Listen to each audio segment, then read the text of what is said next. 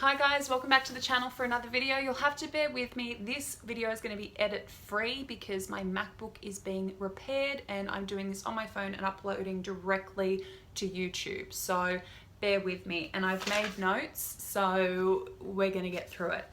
Guys, first of all, happy International Women's Day. I love this day. I especially love it because when it ticks over in America, the Day Without Women protest is going to be taking place, and I can't wait to see what that entails. I think it's a really cool idea. If you don't know what that movement is, please go and check it out. It's been organised by the women who did the Women's March after the inauguration, so very cool initiative.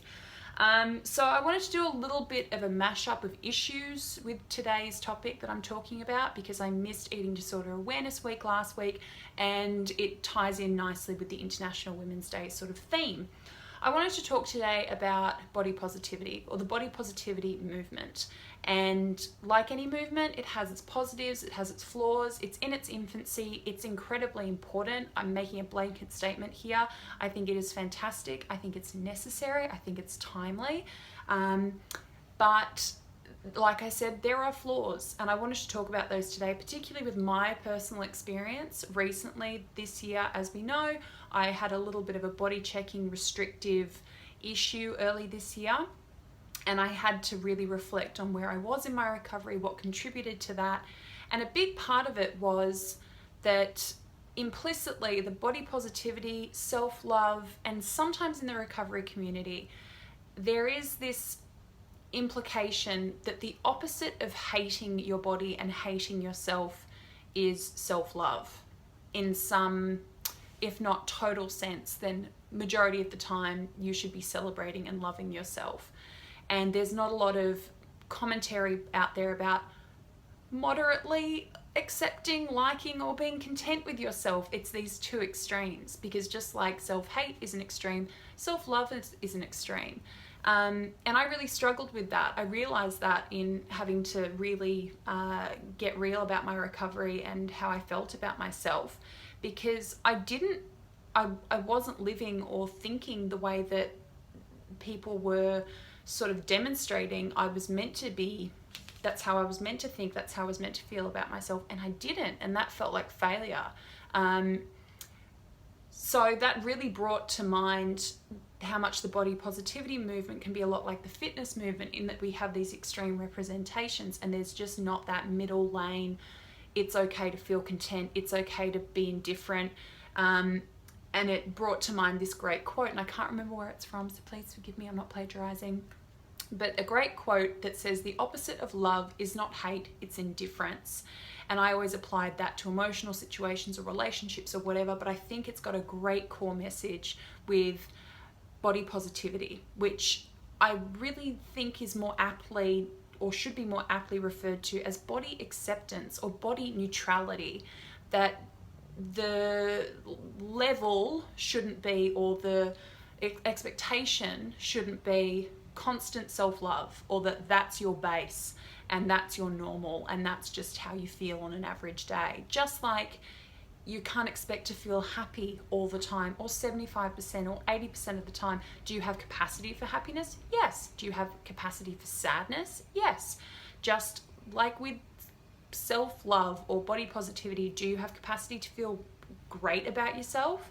Absolutely. Do you have capacity to feel like shit about yourself sometimes? Absolutely. But should either of those be the majority of the time? Probably not. Just like you shouldn't hate yourself the majority of the time, is it realistic to expect that you're going to love yourself the majority of the time? Probably not, referring to notes. So just like when I came out of my eating disorder, which incorporated an element of depression for me as well, my goal was not unrealistic, in that I thought that once I came out of depression that I was going to be happy or joyful the majority of the time, because people who aren't mentally ill, for the most part, aren't happy and joyful the majority of the time. And I refocused my goal of how I wanted to be mentally to expect or aim for calm and measured and content the majority of the time, and indifferent, I guess, to extreme emotions. And that's a pretty reasonable thing to expect from yourself not just as a person traversing life normally, but particularly someone who's come from a mental illness background. Why would I expect that just because I've had an eating disorder, that is it some kind of repentance that I think that I have to make up for, that because I hated myself for so long and I punished myself for so long, that suddenly I have to have this perfect love for myself, or that that's meant to be the status quo, that that's just how I'm meant to feel constantly. That to me, and this is the issue I have with the body positivity movement or the self-love or whatever community, is that it's setting us up for failure. Just like the fitness industry, in a lot of it, what it projects, like this perfect image of abs and glutes and chiseled everything and 0% body fat, even though that is so unhealthy for a woman, that we have to have these extremes and these ideals of like perfection. I tried to be perfect for 6 years and it made me miserable. I tried to be physically perfect. I thought if I was physically perfect, then I would attain an internal perfection and calm and serenity, and I would just be happy because I was thin and beautiful, and that's how thin and beautiful people operate, is they're always happy and fulfilled and loved and desired and can't be hurt or impacted. And I guess I've emotionally expected that from myself as well, which might be the perfectionist in me, but it's also something that I have picked up from what I've surrounded myself with, the influences that I have, and this expectation which is set that the opposite of hating yourself is loving yourself most of the time. And for me personally, I think for most, it's just not a realistic expectation.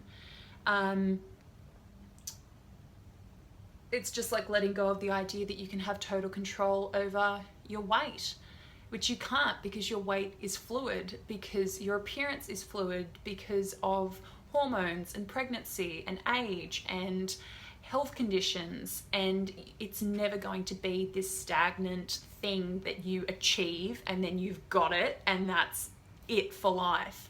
Just like you can't get to a place of happiness and just be like, that's it, like I'm not going to take any shit, you guys, like there's going to be nothing bad's ever going to happen again because I've got this, and that status is not going to change. And it's the same with your go away security code iPhone. It's the same with your acceptance or your attitude towards your body. I think that moderation, like in anything, diet, exercise, relationships, career, whatever, moderation is usually the answer. That's usually the place that people get to when they're trying to seek balance, or they're trying to seek happiness, or they're trying to seek contentment is probably the better word. And I think moderation in your attitude towards your physical self is important as well. Yes, sometimes I love my body. Thank you, truck. Great timing. Thank you. Loving your body in moderation, hating your body in moderation, disliking it, feeling just not giving a toss. Sometimes I just do not give a toss about how I look. Sometimes I'll put on a cocktail dress or gym gear and pile my head on top of my hair, no makeup, which is 90% of how I look most of the time, and feel like, hey, you look banging. This is a great day. Soak this up. Make sure, you really take stock of how good you feel about yourself today, or for this period, or for this week, or whatever. And then I'll have a shitty body image day, and that's okay. In moderation, it's all going to balance out. But to put an expectation on yourself that you're never going to dislike how you look, or that disliking how you look briefly is some indication that you're doing it wrong, or that you need to make a change, or you need to alter yourself, or whatever, I think that's a worrying pattern that I saw emerging with myself. I guess my aim is to be calm and content and accepting, and as much as I can be indifferent, because I've got shit to do, and the majority of it is not influenced by what I look like. I want my aim most of the time to be to nourish and respect my body, to give it every opportunity to help me and allow me to do the things that I want to do, like be with my loved ones and be an advocate, and to create and to love and to see the world, and to keep me in the world for as long as possible to do everything I want to do. And if that's not how I feel all the time, that's fine. If I don't love it all the time, that's fine. If I don't hate it all the time, that's great. But just to be moderate and just to be patient with yourself, because I think particularly in the instance of somebody who's had an eating disorder, it's very hard to get rid of that perfectionist aspect of your personality, which thinks that if you do all these things and if you do everything perfectly, or you try to perfect a system or how you feel about yourself, then you'll be sort of untouchable, or you'll be at a place where like none of it can be undone or taken away from you. And life's just going to throw you curveballs. End of story. Everything is fluid. Like I always say, this too shall pass, meaning nothing is ever stagnant, whether it's good or it's bad. So make the most of it when you feel great.